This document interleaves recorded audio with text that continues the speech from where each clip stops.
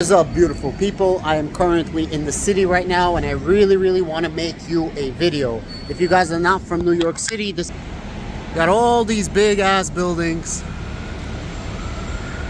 and you got all of the people that are walking like cockroaches. Anyways, let's talk a little bit about Palantir, shall we? Because I won't be able to make you a video later.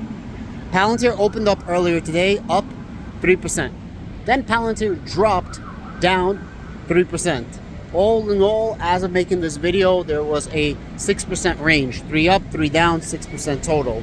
But we actually have some really good news when it comes to Palantir, and we have a broader sell-off in the market, specifically when it comes to the tech sector.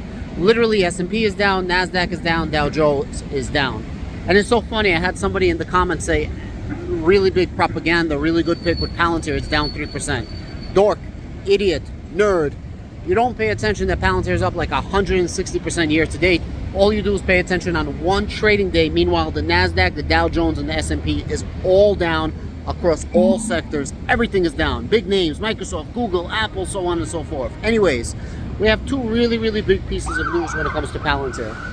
Palantir was just awarded a £25 million contract to transfer their existing systems, so the existing systems that they have for the NHS England, NHSE, to transfer them into the federated data platform.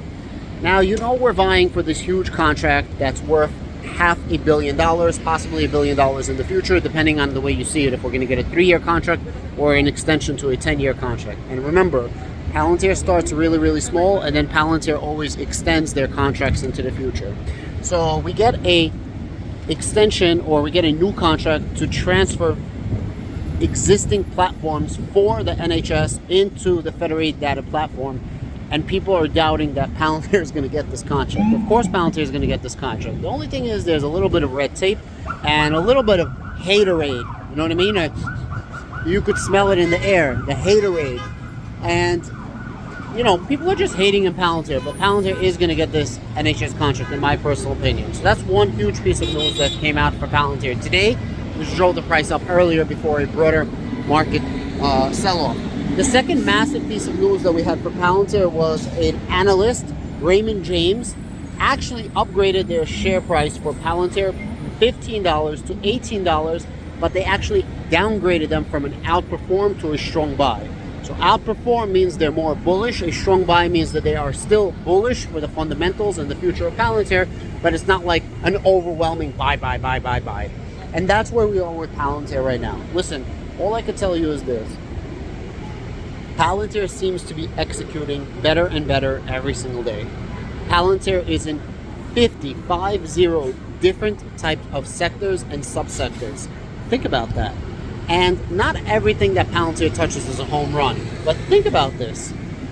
Many things that Palantir touches ends up being massive home runs and opportunities. Look at the healthcare sector. 2 years ago, they barely had any contracts. It was all about, government contracts and things like that. And now all of a sudden Palantir has 10% of their US revenue, approximately $30 million coming from the healthcare sector. They are responsible for over 13% of all the beds in the United States. They are working in the healthcare sector both with the government and non-governmental throughout the United States, Canada, Japan, continental Europe, so on and so forth. UK, Ukraine now, essentially. It's absolutely freaking massive. The opportunities of Palantir is endless because it's like they got the magic touch. Whatever they touch, it's like bing, bang, boom. They make money with that.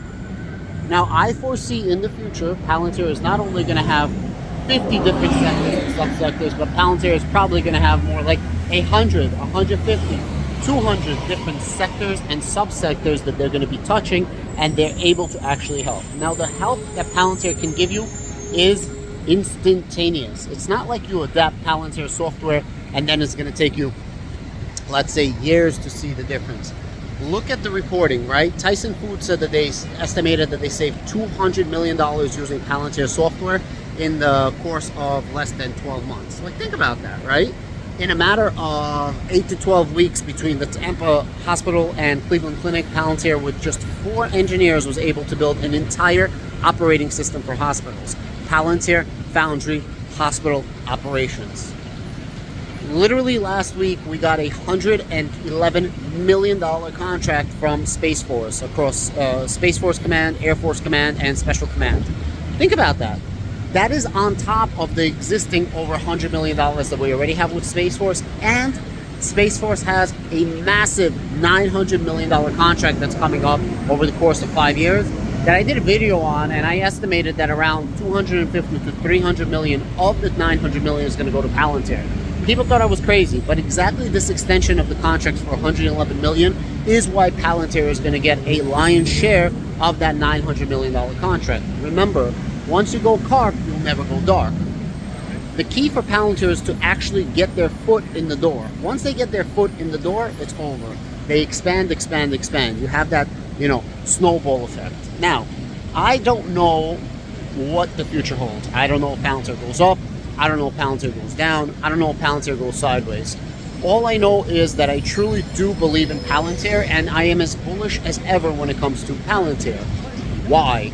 If you liked Palantir 2 years ago, and you liked Palantir a year ago, and you liked Palantir 6 months ago, you must absolutely be Googa Gaga, head over heels, doing backflips off of the Empire State Building in love with Palantir now, because they are executing faster, they're executing better, they're executing by all measures at a far greater pace today than they did before. So all of a sudden Palantir's price goes up and you're saying that Palantir is overvalued. How? What? Where's that coming from? It's taken them less time to set up a new client. They're making more money per contract. They're expanding to different government agencies and to different governments across the world, right? It's not just one specific government. US, huge market. UK, huge market. Now the US is going to keep growing. This whole AI adoption, AI revolution, it's not stopping. Healthcare, not stopping. Government expansion, not stopping. You don't believe me? The debt ceiling. They capped non-military spending, but they did not cap military spending. Why? Expansion, expansion, expansion. As per Bank of America, 2026 is going to be a $1 trillion military budget. Right now we have like 846, if I'm not mistaken. So that's expansion in the US, and there's like at least another dozen things that I can talk about. Expansion in the UK, easy.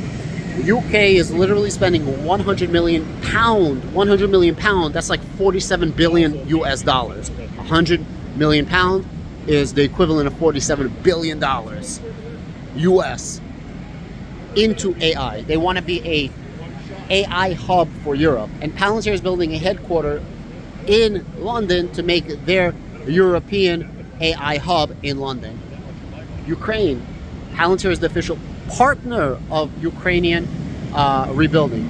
By the World Bank, they're saying that to rebuild Ukraine is going to be an estimated $400 to $600 billion. Now, Palantir only needs to get a small number, even 1% of that would be freaking massive for Palantir. And again, Palantir is doing it across all three sectors that they do. Military, for the defense, non-military, which is the infrastructure, and making Ukraine a tech hub of Europe, which is the business sector, the commercial sector.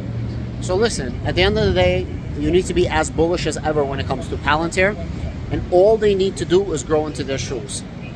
It is their race to lose.